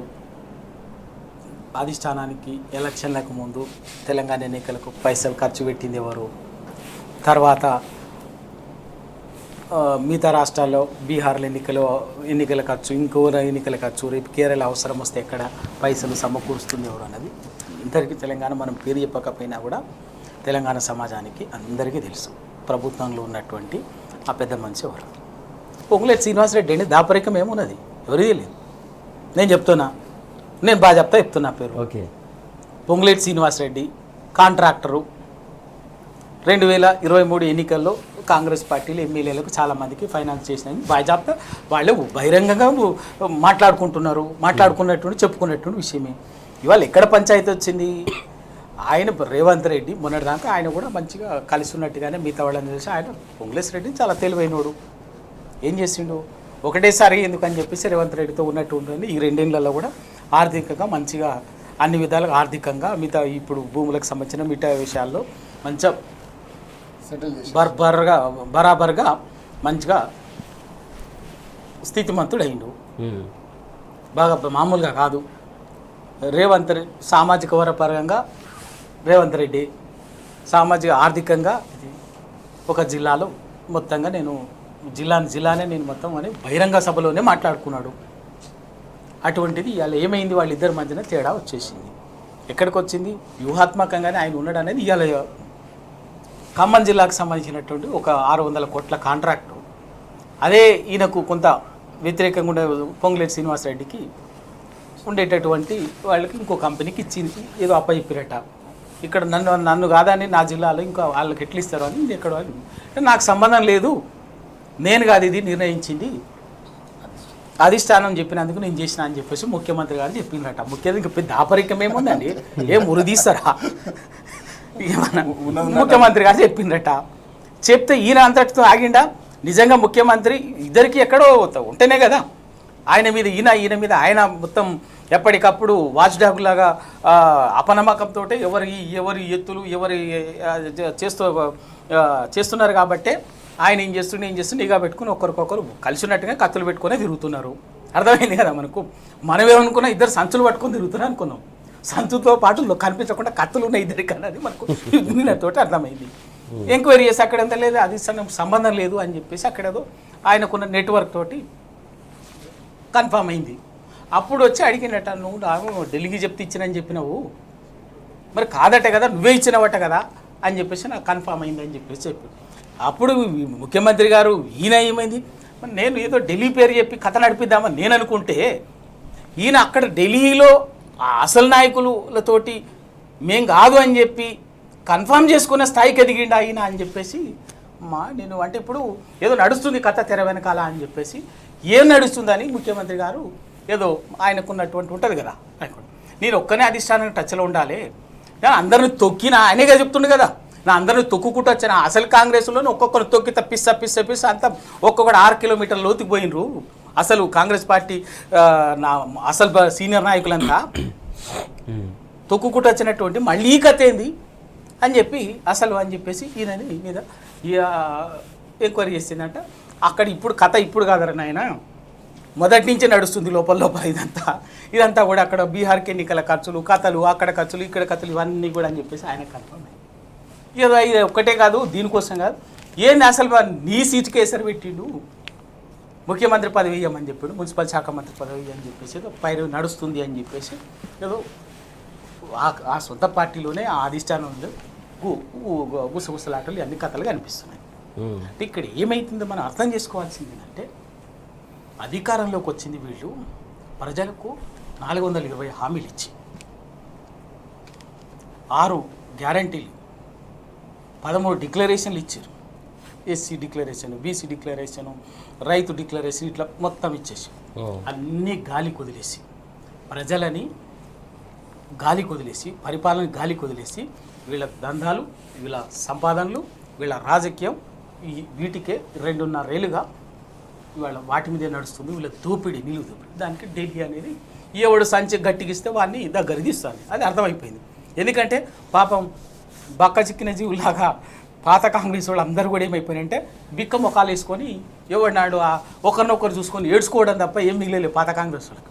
వచ్చి కబ్జా చేసినటువంటి కాంగ్రెస్ని కబ్జా చేసినటువంటి వాళ్ళ అంతా మంచిగా బ్రహ్మాండంగా రాష్ట్రాన్ని ఒక పక్కన లూటీ చేస్తూ దోపిడీ చేస్తూ భూముల రూపంలో ఇరిగేషన్ ప్రాజెక్టులుగా ఏ పేరు మీద అవకాశం వస్తే ఆ పేరు మీద విచ్చలవిడి దోపిడీ చేస్తూ నిలువు దోపిడీ చేస్తూ రాష్ట్రాన్ని ఢిల్లీకి కావాల్సినటువంటిది కనిపెట్టారు. మీకు కావాల్సింది మా దగ్గర ఉంది అనేది పాటలో ఉంది కదా, ఏదో సినిమాలో పాట ఉంది, మీకు కావాల్సింది మా దగ్గర ఉంది అని చెప్పేసి ఢిల్లీ వాళ్ళకి సంకేతం ఇచ్చి కలిసి వాళ్ళకి కావాల్సినటువంటిది అప్పచెప్తూ మాకు కావాల్సింది మీరు ఇవ్వగలరు అని చెప్పేసి చేసుకుంటున్నారు. ఇప్పుడు ఇద్దరి మధ్యన ఏంటంటే ఇంతకాలం ఈయన రేవంత్ రెడ్డి గారు కూడా ఏంటంటే సేమ్ ఆయన ఇదే పాటతో ఆయన కూడా చేసిండు, మీకు కావాల్సింది నా దగ్గర ఉంది అని చెప్పి ఓపెన్గా పిసిసి రైజింగ్ తెచ్చుకుని ముఖ్యమంత్రి అయ్యిండు. ఈ 2 ఏళ్ళుగా ఏం చేసినా కూడా అధిష్టానం చూడకుండా కాపాడుకుంటూ వచ్చి ఓకే. కానీ నేను పాటిస్తున్న సూత్రం ఇంకో తయారైంది ఏంద్రా నాయన అని చెప్పేసి ఇప్పుడు ఇద్దరి మధ్యన కత్తులు పెట్టుకునేటువంటి కథలు మొదలు జరుగుతున్నది. ఇలా బయటపడ్డది. ఇక అది ఏమవుతుందో చూద్దాం. అధిష్టానం కావాల్సింది నిన్న దాకా అందరూ ఏమనుకున్నారంటే కాంగ్రెస్ వాళ్ళు అందరూ పాపం రాష్ట్రంలో ఒక్క ముఖ్యమంత్రి అధిష్టానాన్ని చూసుకోగలిగిండు, మిగతా వాళ్ళు చూసుకోలేకపోయినాను. ఇప్పుడు ఏమైతే తేలిపోయింది, 2 కూడా తయారైంది అని చెప్పి మరి తెలిసి ఇప్పుడు మనం కనిపిస్తున్నటువంటి తెలిసే ఇదంతా అంటారు, తెలియకుండా ఇంకా ఎన్ని జరుగుతుందో తెలియదు. సంక్షేమాన్ని మాత్రం ఎందుకంటే మన సురేష్ గారు ఆల్రెడీ ఒక్క మాట ఆల్రెడీ మనకు సింగరేణి 9 బ్లాక్ దగ్గర కూడా ఇంకోటి బయటపడింది కదా, ఆ బ్లాక్ దగ్గరనే కేటాయించుకున్న దగ్గరనే అదే జిల్లాకు సంబంధించిన ఖమ్మం జిల్లాకు సంబంధించినటువంటి మన మంత్రి డిప్యూటీ సీఎం గారు ఓపెన్ దాపరికి ఏముంది వారి తరఫున ముఖ్యమంత్రి ఇంకొకటి నల్గొండ జిల్లా మంత్రి వీళ్ళ ముగ్గురు మధ్యన జరిగినటువంటి దాంట్లో జరిగింది. ఆ 2 మీడియా సంస్థలు అవన్నీ కూడా వచ్చేసి అదంతా కూడా బయట దాంట్లో అమాయక జర్నలిస్టులు బలైనరు, రాష్ట్రం తమాషా చూసి ఉన్నది. ఇదంతా కథ ఏంటంటే పైకే జనాల్ని మాయ చేసే దగ్గర మోసం చేసే దగ్గర మేమంతా ఒకటే అని చెప్పేసి చెప్తారు, కానీ ఎవరి కథ వాళ్ళు చేసుకుంటున్నారు. జంగయ్య గారు, అంటే మంత్రులు ప్రతి ఒక్క మంత్రికి సంబంధించినటువంటి అంశం చూసుకున్నట్లయితే ఏదో ఒకటి కొట్లాట, ఏదో ఒకటి ఇష్యూ, ఏదో ఒకటి పంపకాలకు సంబంధించి జరుగుతుంది. అలాగే ముఖ్యమంత్రి స్థాయిలో కూడా అదే జరుగుతున్నటువంటి సిచ్యువేషన్. అంటే వీళ్ళకు పరిపాలన కోసము ప్రభుత్వాన్ని అప్పగిస్తే వాళ్ళ పాలన అంతా వదిలేసి వీళ్ళ ఇష్టానుసారంగా వాటాలకు సంబంధించి కొట్లాట ఏంటి? అంటే ఇక్కడ ఒక విషయం అండి, కుర్చీ ఉంటే తర్వాత ఏమైనా చేయొచ్చు. ఆ కుర్చీ లేకుండా పోతే ముందు కుర్చీ కాపాడుకోవాలి కదా. ఇప్పుడాక మీ పెద్దలు చెప్పినట్టు ముందు ముఖ్యమంత్రి కుర్చీకే ఎసరు పెట్టినప్పుడు ఆ కుర్చీ ఉంటే ఏమైనా పరిపాలించడానికి కాదు, ముందు ఆ కుర్చీ గుంజేసుకునే పనిలో ఉన్నారు ప్రతి ఒక్క నాయకుడు కూడా. అంటే ఇక్కడ కూడా ప్రతి ఒక్కరు కూడా మేమే ముఖ్యమంత్రి, మేమేం తక్కువ, మాకేం తక్కువ. అంటే ఇప్పుడు కోమటిరెడ్డి వెంకటరెడ్డి గారు నేను ముఖ్యమంత్రిని ఎందుకు కాకూడదని చెప్పి వాళ్ళు డైరెక్ట్ అన్నారు కదా. ఆల్రెడీ జగ్గారెడ్డి కానీ, ఉత్తమ్ కుమార్ రెడ్డి కానీ, లేదంటే బట్టి విక్రమార్క గారు కానివ్వండి, ఇలా జరుగుతున్నటువంటి పొంగులేటి శ్రీనివాసరెడ్డి గారు కానివ్వండి, ఇట్లా ప్రతి ఒక్కరు అంటే ముఖ్యమంత్రులు ఒక్కరో ఇద్దరు కాదు, ఇక్కడ 5-6 ఉన్నారు. కాకపోతే వాళ్ళ పేర్లు ఇంకా రాలేదు, గతంలో వచ్చినాయి. మనం ఎన్నోసార్లు ఈ డిస్కషన్ కూడా జరిగింది. అంటే ప్రతి ఒక్కరు కూడా వారి యొక్క సీట్ల కోసము, సీట్ల అంటే సీట్లు లేని వారు తీసుకోవడానికి ముఖ్యమంత్రి పదవి, కొందరేమో మంత్రుల కోసం, ఇట్లా ఎవరు లాబింగ్ వాళ్ళు చేస్తున్నారు. అయితే ఇదే విషయం ఏంటంటే మీరు అన్నట్టు రేవంత్ రెడ్డి గారు ఏదైతే ఢిల్లీకి పరిచయం చేసిన నేను ఈ నెంబర్ 2ని ఇలా నా సీట్కి ఎక్కింది, కానీ నీ పరిచయాలు అంటే బస్ మాసు రాస్తాం అనమాట. అంటే నువ్వు ఒకరి మీద పెడితే నీకు వచ్చే నీ కర్మఫలం అదే కదా. నువ్వు ఒకరిని మోసం చేస్తే ఇంకొకరు నీకు మోసం చేస్తారు. సింపుల్గా జనరల్గా మనం చూస్తున్నటువంటిది. అట్లా ప్రతి ఒక్కరు కూడా ఆశ అనేది ప్రతి ఒక్కరికి ఉంటుంది. కానీ ఇక్కడ ఏమైందంటే ఇక్కడ నాయకత్వానికి అత్యాశ అయిపోయింది. అంటే మేమే ఉండాలి, మేమే చేయాలి, మీరెందుకు, నీకంటే నేనేం తక్కువ, అన్నిట్లలో మీతో పాటు నేనున్నాను. నిజానికి చెప్పాలంటే ఈరోజు ఉన్నటువంటిది రేవంత్ రెడ్డి గారి కంటే కూడా హిమాయమీలు ఉన్నారు కాంగ్రెస్ పార్టీలో. అంటే డబ్బు పరంగా తీసుకున్న, ఆర్థిక పరంగా తీసుకున్న, లాబింగ్ చేయడంలో కానీ సరే కొంత అదృష్టం కలిసి రావడమో లేకపోతే ఇంకొక కొన్ని కారణాలు ఉండొచ్చో తప్ప దానివల్ల జరుగుతున్నటువంటి సందర్భం. ఇదే విషయం తీసుకున్నట్లయితే వీళ్ళు ఈ సీట్ల పంపకాలతో సీట్లను కాపాడుకో దృష్టిలో ఉంచి ప్రజల సమస్యలను గాలికి వదిలేసారని మాత్రం మనం స్పష్టంగా చెప్పొచ్చు. ఇక్కడ ప్రజలు ఏదైతే మీరు ఇచ్చినటువంటి హామీలు కానీ, మీరు మేనిఫెస్టో పెట్టిన అంశాలు కానీ ఏ వాటి మీద మీరు దృష్టి కేంద్రీకరించట్లేదు. సంక్షేమ పథకాలని మొత్తము కూడా పక్కకు పెట్టేసారు. తెలంగాణ రాష్ట్రానికి రావాల్సినటువంటి ఏ నియామకాలు కానీ, నిధులు కానీ వేటిని కూడా మీరు కేంద్రాన్ని ప్రశ్నించేటువంటి ఆలోచనలో లేరు. కనీసం జరుగుతున్నటువంటి జలదోపిడీ ఏదైతే ఉందో పక్క రాష్ట్రమైన వచ్చేసి చంద్రబాబు నాయుడు గారు కానీ వాళ్ళ మంత్రులు కానీ వాళ్ళు వచ్చి తీసుకొని పోతుంటే దాని మీద ఆలోచన లేదు. మన యొక్క ఇమేజ్, తెలంగాణ ఇమేజ్ని డ్యామేజ్ చేసే విధంగా ఎంతోమంది మాట్లాడితే దాని మీద స్పందన ఉండదు. ప్రజల యొక్క జీవనగతి ఏ విధంగా పోతుంది, జీవన భృతి ఏంది, ఉన్నటువంటి పరిస్థితులు ఏంది అని చెప్పేసి దాని మీద యావలేదు. ఒక మంత్రి మాట్లాడాడు, సమస్యలు పరిష్కరించని చెప్పి ఎమ్మెల్యే ఇళ్లకు కానీ మంత్రుల ఇళ్లకు పోతే చూద్దాం చేద్దామని వాయిదా వేసేటువంటి పద్ధతి. అంటే మీకు ఈ సమయం దొరకట్లేదు. అంటే ప్రజల సమస్యలు కానీ కనీసం నియోజకవర్గాలలో తిరిగేటువంటి పరిస్థితి, ఏదో అరాకొర కొందరు మాత్రము ప్రజలకు అందుబాటులో ఉంటున్నారని మిగతా వాళ్ళంతా కూడా నియోజకవర్గాలు వదిలిపెట్టేసి బయట తిరుగుతున్నారు. అంటే ఎందుకు? వారి యొక్క సంపాదన అంటే పెట్టిన ఖర్చు మళ్ళీ రాబట్టుకోవాలంటే ఒక వ్యాపారం లాగా చేస్తున్నటువంటి సందర్భం ఈరోజు మనం చూసినట్టయితే. రాజకీయం ఒక వ్యాపారం అయిపోయింది. ఒక రియల్ ఎస్టేట్ వ్యాపారమా, లేకపోతే మేము పెట్టినటువంటి పెట్టుబడి ఏ విధంగా తీసుకోవాలా, ఏ విధంగా రాబట్టుకోవాలా, ప్రాజెక్టులు తీసుకోవాలా, లేదా కాంట్రాక్టులు తీసుకోవాలా, మా యొక్క సీట్ని ఏ విధంగా చేసుకోవాలి, రేపు భవిష్యత్ తరాలు మా పిల్లలకి ఏ విధంగా వారసత్వ రాజకీయాలు ఇవ్వాలా, ఇట్లా ఒకరిని ఒకరు అంటే ఎంతసేపు మాకు సీట్లు కావాలి, మాకు ఇవి కావాలి, మాకు చైర్మన్లు కావాలని మనం చూసినటువంటి మన మున్సిపల్ ఎలక్షన్స్ తీసుకున్నా కానీ చైర్మన్లకు కూడా మా అనుబంధికులకే ఇవ్వండి, మా కుటుంబీకులకే ఇవ్వండి అని చూసి అట్లాంటి అంటే ఎక్కడ కూడా ప్రజల గురించి కొట్లాడడం కానీ ప్రజల గురించి గొంతు వినిపించడం కానీ ఎక్కడ కూడా కనపడట్లేదు. ఎంతసేపు వారి సీట్ల గురించి, వారి ఓట్లు వేసిన రోజులు ఓటర్ల గురించి తిరిగారు. ఈరోజు ఓటర్లను వదిలేసేసి మామూలుగా వాళ్ళు లీడర్ల గురించి తిరుగుతున్నారు. ఎందుకంటే వారి యొక్క అవసరాల కోసం. ఓకే, ఇట్లా సంక్షేమము, అభివృద్ధి ఇవన్నిటిని పెడచేను పెట్టేసేసి మళ్ళీ ఓట్లు వస్తే మాత్రం మళ్ళీ ఒక ఏడాదిన్నర, ఇంకొక 1 year 2 years దాదాపు 28 నెలలు ఇప్పటికీ, ఇంకొక 1 year 1.5 year అయితే మాత్రము తర్వాత మళ్ళీ ఇండ్ల చుట్టూ కానీ గ్రామాల చుట్టూ తిరిగేటువంటి సందర్భం. ఈరోజు మనం గ్రామాలలో తీసుకున్నట్లయితే కరెంట్ ఎక్కడ ఉంటుందండి? కనీసం రైతులకు ఏమన్నా నీళ్ళు ఉన్నాయంటే అక్కడ కూడా లేవు. కనీసం వాళ్ళకి యూరియా ఏమన్నా ఇస్తున్నారా? రైతు బంధు ఇస్తున్నారా? కనీసం మీరు ఇచ్చినటువంటి హామీలు కనీసం 10%, 420 హామీలలో 4 హామీలన్నా ఖచ్చితంగా ఉన్నాయని 1% హామీ కూడా మీరు నెరవేర్చలేని పరిస్థితిలో ఉన్నది ఈరోజు ప్రభుత్వం. అంటే దేనికోసం అంటే ఓట్ల కోసం మాత్రం మీరు ఎన్నో నోటికి ఏదొస్తుంది అంటే అలవిగానే హామీలు ఇచ్చిర్రు ఆ రోజు. కానీ ఈరోజు అలవిగానే హామీలు ఇచ్చినామని అర్థమైనప్పటికీ కూడా కొందరు మంత్రులు కానీ కొందరు ఎమ్మెల్యేలు ఆయన ఇచ్చిండు ఏదో చేసిండు హనుమంతరావు గారు స్పష్టంగా చెప్పారు, తులం బంగారం ఏడిస్తాం నాయన, కుటుంబానికి కూడా ఇచ్చే పరిస్థితి లేదు మేము అని చెప్పేసి. అంటే వాళ్ళకు వాళ్ళే క్లారిటీ లేకుండా ఒక మంత్రులు సమన్వయం ఎక్కడుందండి? సమన్వయం ఉందా కనీసం చూద్దామంటే? మంత్రులలో కానీ ఎమ్మెల్యేలు కానీ నాయకులలో కానీ ఒకరికి సమన్వయం లేదు. ఈరోజు ముఖ్యమంత్రి గారు ఒకరు మాట్లాడితే ఇంకొకటి మంత్రి ఇంకొక విషయం మాట్లాడతారు. అంటే వారిలో వారు కూడా తేడాలు. ఇదే మనము బట్టి విక్రమార్క గారిని తీసుకున్నా కానీ ఒక సందర్భంలో లేదు నేను చేయలేము, మేము హామీలు ఇవన్నీ నెరవేర్చలేమంటే రేవంత్ రెడ్డి గారు లేదు మేము చేస్తామని చెప్తారు. ఇట్లా ఎవ్వరికి వారే యమునా తీరే అన్నట్టు కాంగ్రెస్ పరిపాలనలో కనపడుతుందని స్పష్టంగా అర్థమవుతుంది. వారి విషయంలోనే, పనుల విషయంలో కానీ మాటల విషయంలో కానీ. అంటే చేతగానిక ఓడ దాటినంతసేపు ఓడ మల్లయ్య, ఓడ దాటిన తర్వాత బోడి మల్లయ్య అన్నట్టు ఓటర్లను మోసం చేసి అధికారం దక్కించుకొని ఈరోజు అధికారం అనుభవించడానికి మాత్రమే వీళ్ళు ముందున్నారు తప్ప ప్రజల సమస్యలు వినడంలో మాత్రం మొత్తం చూస్తున్నాం కదా. ఏదైతే మూటాలు వాటాలు అలాగే భూ కబ్జాలు భూదాహం కనబడుతుంది తప్ప ప్రధానంగా వారి అవసరానికి మేరకే ఓటర్లను వాడుకున్నారు. గద్దెనెక్కినాక ప్రజా సంక్షేమం కావచ్చు, ప్రజల పాలన కావచ్చు, మొత్తానికి మరిచిపోయి ఇష్టానుసారంగా వ్యవహరిస్తున్న తీరు కనబడుతుందని చెప్పేసి వీళ్ళు చెప్తున్నటువంటి అంశం. గారు పాలమూరు పొలాలు ఎట్లా అందుతున్నాయి మనం చూస్తాం, కాళేశ్వరం సంబంధించి ప్రాజెక్ట్ సంబంధించి పొలాలు ఎట్లా అందుతున్నాయి మనం చూస్తున్నాం. అలాగే పాలమూరుకు కాంగ్రెస్ సర్కార్ ఎలాంటి ద్రోహం చేస్తుందో కూడా మనం చూస్తున్నాం. దానికి సంబంధించి మీరేమంటారు అసలు? సురేష్ గారు, నిజంగా ఈ 2.5 సంవత్సరాల కాలంలో రేవంత్ రెడ్డి కాంగ్రెస్ ప్రభుత్వంలో తెలంగాణ నీళ్ళ గురించి ప్రాజెక్టుల గురించి మాట్లాడుకోవడం కంటే మాట్లాడుకోకపోతే ఇంత మంచిగా ఉంటుంది. సిగ్గు తప్పిన, మళ్ళీ ఇంకా పైగా సిగ్గు తప్పిన ప్రభుత్వం ప్రజల్ని ఉసురు పోసుకుంటుంది. 2014 ముందు ప్రాజెక్టులకు సంబంధించి నీళ్ళకు సంబంధించి ఎంత అరిగోస పెట్టిందో మళ్ళీ అంతకు మించి రెట్టింపి 2 నీళ్ళలో తీసుకొచ్చి చూపించింది ప్రాక్టికల్గా.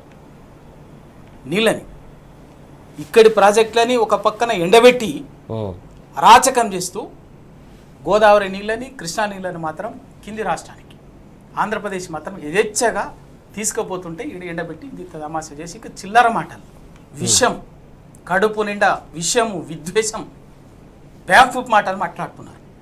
ఇవాళ ఏందండి ఒక నిజంగా కూడా ఎంత దీంతో తేలిపోయింది. కేంద్ర జలశక్తి మంత్రి సిఆర్ పాటిల్ గారు ఎంత దౌర్భాగ్యకరమైనటువంటి మాటలు మాట్లాడతారంటే, దీంతో ఆయన మాటలతోటి కాళేశ్వరం మీద ఆయన అక్కిన విషంతో, ఆయన అక్కినటువంటి విద్వేషంతో ఇవాళ కాంగ్రెస్కు బీజేపీకి ఉన్న అక్రమ సంబంధం ఏందో తెలంగాణ విషయంలో, తెలంగాణ అస్తిత్వం విషయంలో, తెలంగాణ ప్రజల ప్రయోజనాల విషయంలో వాళ్ళకు ఉన్నటువంటి అక్రమ సంబంధం ఏందో బయటపడింది. ప్రజలు గమనించాల్సినటువంటి సందర్భం అయితే వచ్చింది. ఇవాళ కాళేశ్వరం 1,00,000 రూపాయలు ఏదో ఫెయిల్యూర్ ప్రాజెక్ట్, 1,00,000 కోట్ల రూపాయలు ఖర్చు పెట్టిన 90,000 కోట్లు అని చెప్పేసి ఒకవైపున అధికారికంగా ఉంది. నిన్న మన ఇప్పుడు మొత్తంగా మాట్లాడితే కాళేశ్వరము ఒక ఫెయిల్యూర్ ప్రాజెక్ట్ అయితే నిజంగా కూడా అసలు ఇప్పటికీ వీళ్ళకి నేను చెప్తున్నాను కదా,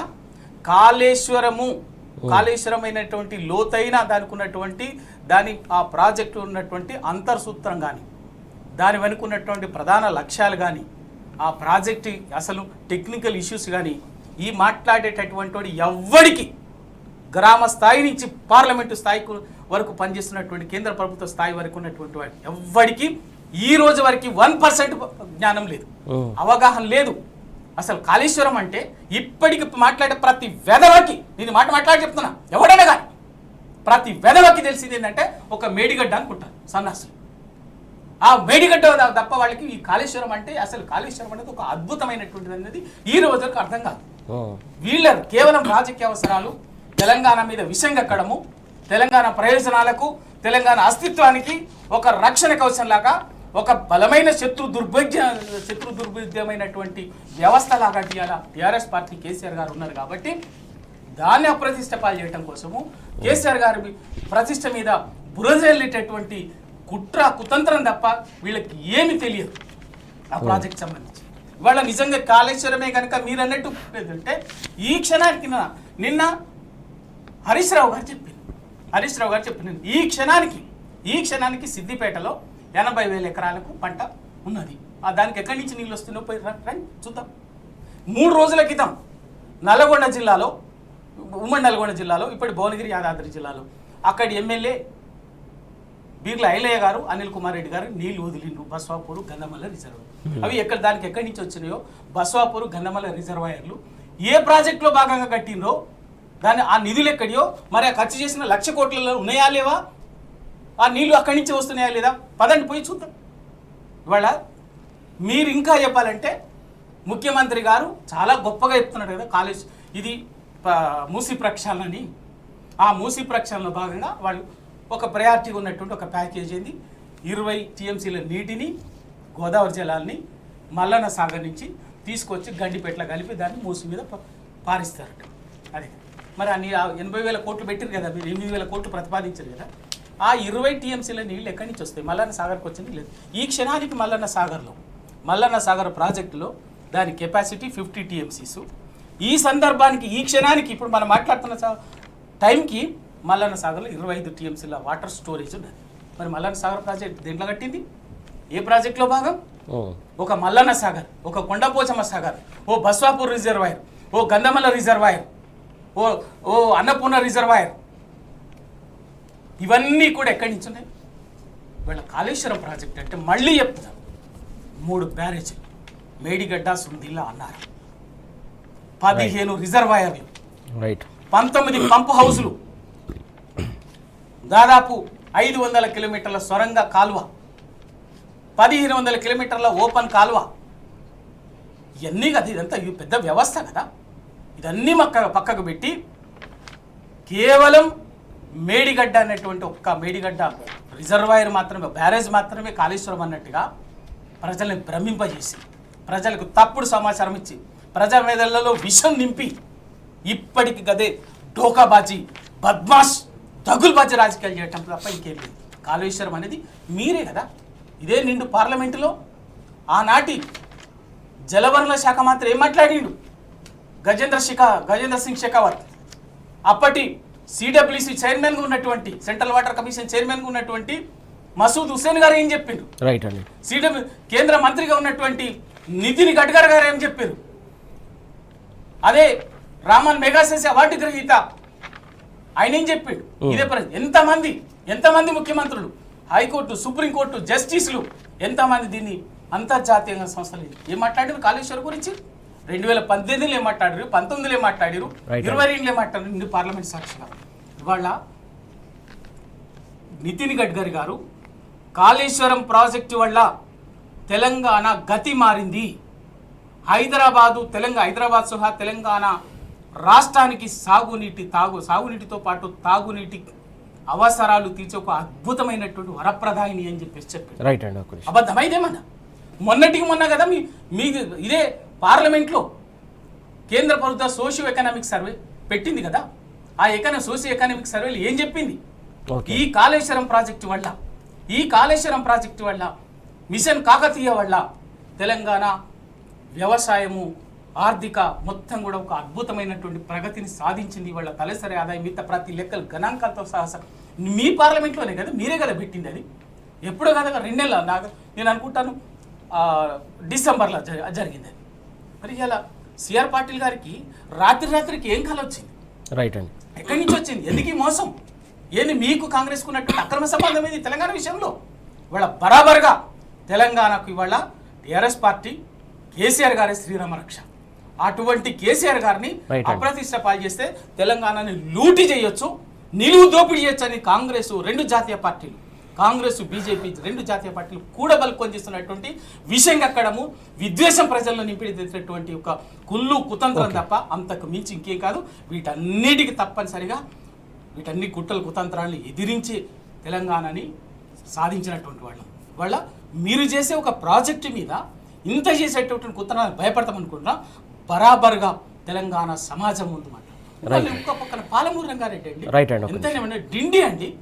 మాకు సంబంధించినటువంటి దక్షిణ తెలంగాణకు సంబంధించినటువంటి 80% ప్రాజెక్టు పూర్తయితే 20% 2.5 ఏళ్ళుగా నీళ్ళు మొత్తంగా ఆడ ఆపేసి ఎండబెట్టి వాళ్ళ రైతాంగం ఉసురు పోసుకుంటున్నారు.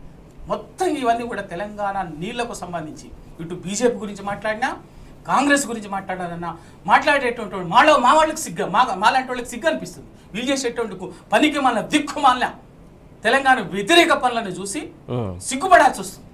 ఇంకా పైగా విషయంగా అక్కడ పొద్దున్న లేస్తే పదండి కాళేశ్వరం చూద్దాం, తెలంగాణలో జగిత్యాల పోయి చూసొద్దాం, సిద్దిపేట పోయి చూసొద్దాం, ఆలేరు పోయి చూసొద్దాం, రమ్మని చెప్పండి. ప్రధానమంత్రి గారు వస్తారా? కేంద్ర మంత్రివర్గం మొత్తం వస్తుందా? రాష్ట్ర ముఖ్యమంత్రి సహా అందరూ రండి, ఓ పార్లమెంట్ కమిటీ తీసుకురండి, పోయి చూద్దాం, క్షేత్రంలో పరిశీలిద్దాం మొత్తం ఎక్కడెక్కడ. అక్కడి నుంచి మేడిగడ్డ నుంచి హైదరాబాద్ గండిపేటకు నీళ్ళు తెస్తున్నారు కదా, ఇక్కడి వరకు ఎక్కడెక్కడ అసలు కాళేశ్వరం ప్రాజెక్ట్ ఏంది, దాని ఆనవాళ్ళు ఏంది, దాని కథ ఏంది, దానికి సంబంధించిన ఇంజనీరింగ్ అద్భుతం ఏంది, మీరు చెప్పినటువంటిది అన్నీ పరిశీలిద్దాం. వాస్తవాలు తెలంగాణ సమాజానికి చెప్దాం, బాజాప్తా లైవ్గానే చెప్దాం. ఎక్కడెక్కడ మేము చూపిస్తాం రండి, మేమే మా ఖర్చుతోటే, ఎవరు వస్తారు రండి. ఓకే, ఇంత తెలంగాణ మీద ఇంత విషయమా, ఇంత దుర్మార్గమా, ఇంత కుట్రలా, ఇన్ని కుతంత్రాలా? ఓకే అండి. జంగయ్య గారు, ప్రధానంగా ప్రాజెక్టులకు సంబంధించి ఎట్లా పడవ పెడుతుందో కాంగ్రెస్ సర్కార్ చూస్తున్నాం. మరొక వైపు ఇంకొక వైపు అన్నదాతలు ఆకలి వర్షాలతోటి చాలా ఇబ్బందులు పడుతున్నటువంటి అంశం, పంట నష్టపోతున్నటువంటి అంశం, ప్రధానంగా అలాగే రైతులను ముంచే డిస్కమ్ తీసుకొస్తున్నటువంటి సిచ్యువేషన్ ఇప్పుడు కొత్తగా ఉన్నాయి. కాకుండా ఇప్పుడు డిస్కమ్ పేరిట కొంత ప్రమాదం వాటిల్లే అవకాశం ఉందా దీంతో? ఇప్పుడు 100% అని ఇప్పుడు మీరు ప్రాజెక్టులు అయితే చెప్పారో, ఇంతకుముందు పెద్దలు దాని గురించి చాలా బాగా వివరించారు. అయితే ఇందులో ఒక చిన్నది ఏంటంటే, ఈ కాంగ్రెస్ బీజేపీ కాదు, ఇది ఎట్లా ఉందంటే తెలంగాణ మీద నుంచి టీడీపీ వయా కేంద్రానికి చేరుతున్నటువంటి సందర్భం. ఎందుకంటే చంద్రబాబు నాయుడు గారు గతంలో కాళేశ్వరం ప్రాజెక్టు కట్టే సందర్భంలోనే అడ్డుకోవడానికి 2018లోనే ఎన్నో కేసులు వేసిరు మన మీద, ఎన్నో లెటర్స్ రాసిరు, గ్రీన్ ట్రిబ్యునల్లో కూడా కేసు వేయడం జరిగింది. అప్పటికి కూడా కేసీఆర్ గారు కాళేశ్వరం కొత్తది కాదు, ప్రాణాయితకు కొనసాగింపు అని చెప్పి పర్మితులు తీసుకురావడం జరిగింది మనకు, అనుమతులు.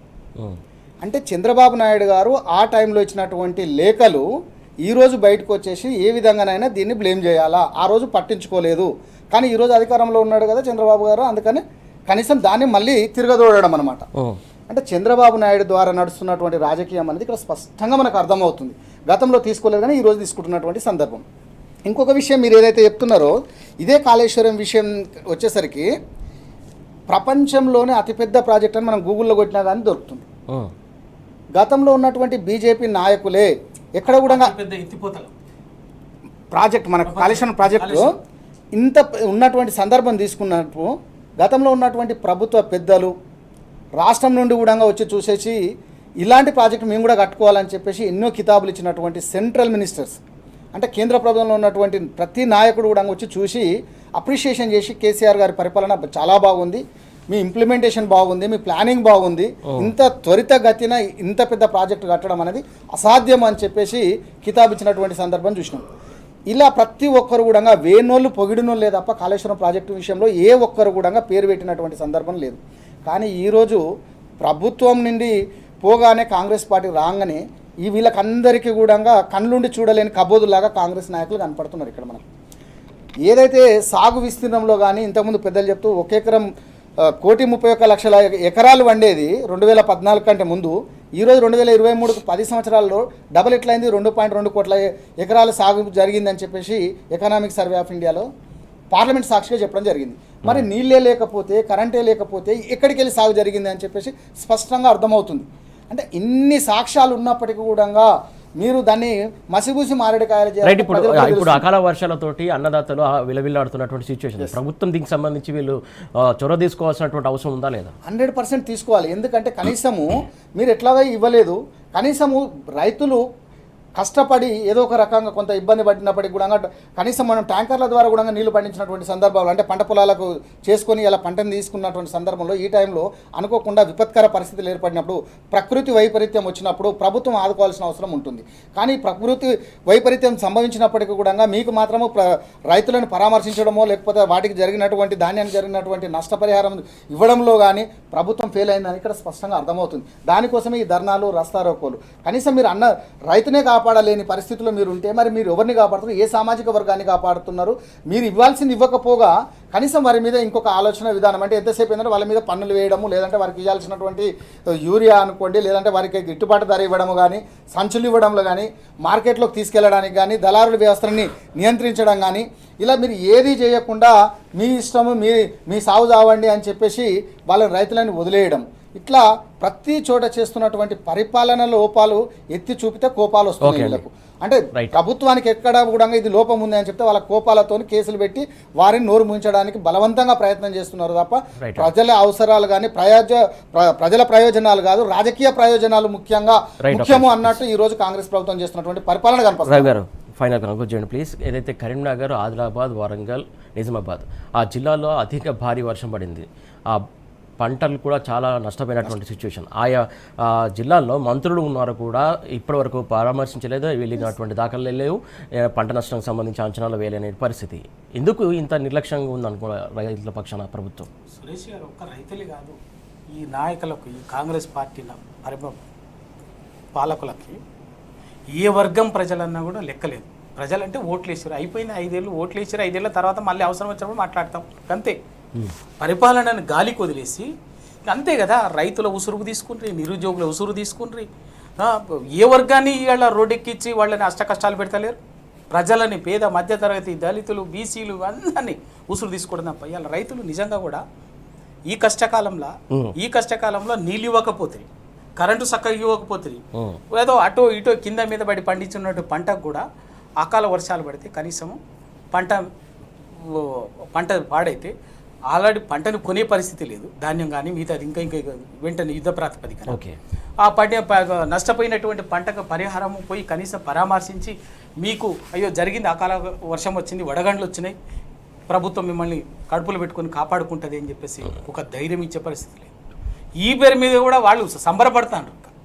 ఈ పేరు మీద కూడా రైతులు ఏడుస్తుంటే, వాని బాధలు ఏడుస్తుంటే మన జోలికి రారు. మనం హాయిగా రాష్ట్రాన్ని లూటీ చేసుకోవచ్చు, అందినంత దండుకోవచ్చు, దోసుకోవచ్చు అని చెప్పేసి ఆ విధంగా ఎవరి పనిలో వాళ్ళు ఉన్నారు. కానీ కనీసం ప్రజలు కష్టాల్లో ఉన్నారు, ప్రజలకు ఇబ్బంది వచ్చింది అనుకోకుండా అకాల వర్షాలు వచ్చినాయి, కరువు పరిస్థితుల కారణంగా ఇబ్బంది పడుతున్నారు, పోయి కనీసం భరోసా ఇద్దాం, కాపాడదాం, వాళ్ళకి ఇంత సాయం చేద్దాం, ప్రభుత్వం తరఫున భరోసా ఇద్దాం అనేది లేదు. అరే కనీసం మంచిగా బ్రహ్మాండంగా దేశంలో ఎవరు చేయనటువంటి సాహసం చేసి రైతుకు పెట్టుబడిగా కేసీఆర్ గారు ఇచ్చినటువంటి రైతు బంధుని 12 సార్లు ఇచ్చినటువంటి మంచి బ్రహ్మాండంగా టైంకు పెట్టుబడికి ఇస్తున్నటువంటి రైతు బంధుని కూడా 5 ఏళ్ళ ఈ 2 ఏళ్లలో 5 సార్లు ఇవ్వాల్సింది, ఇవ్వకపోతే మొన్న ఏదో బిచ్చం వేసినట్టు మళ్ళీ 6,000. ఇది వీళ్ళ పరిస్థితి. వీళ్ళు రైతులు కాపాడుకుంటారా? రైతులు ఇంకింత ఉసురు తీయకపోతే చాలు, ఇంకింత ఇబ్బంది పెట్టకపోతే చాలు. ఓకే అండి, ఇది ఇంత దుర్మార్గులు వీళ్ళు, రైతు వ్యతిరేకులు, ప్రజా వ్యతిరేకులు, కంటకులు వీళ్ళు. పొరపాటున మళ్ళీ ఎందుకంటే వీళ్ళ ప్రజలు కూడా ఒకటి అర్థమైంది, మళ్ళీ బుద్ధి ఉంటే పొరపాటున కూడా వీళ్ళ పోటీ యుద్ధన కాడికైతే వచ్చారు. రైట్ అండి, థ్యాంక్ యూ అండి రవి గారు, thank you so much. Thank you అండి జంగయ్య గారు, థ్యాంక్ యూ సో మచ్. మొత్తానికి చూస్తున్నాం కదా, ఒక రైతులే కాదు అన్ని రంగాలను కూడా విధ్వంసం చేస్తున్నటువంటి కాంగ్రెస్ సర్కారు రానున్న రోజుల్లో ఖచ్చితంగా ప్రజలు వీరికి తగిన గుణపాఠం చెప్తారని చెప్పి రవి గారు అలాగే జంగయ్య గారు చెప్తున్నటువంటి అంశం. ఇది ఇవాళ వార్తలు వాస్తవాలు. Keep watching tea news.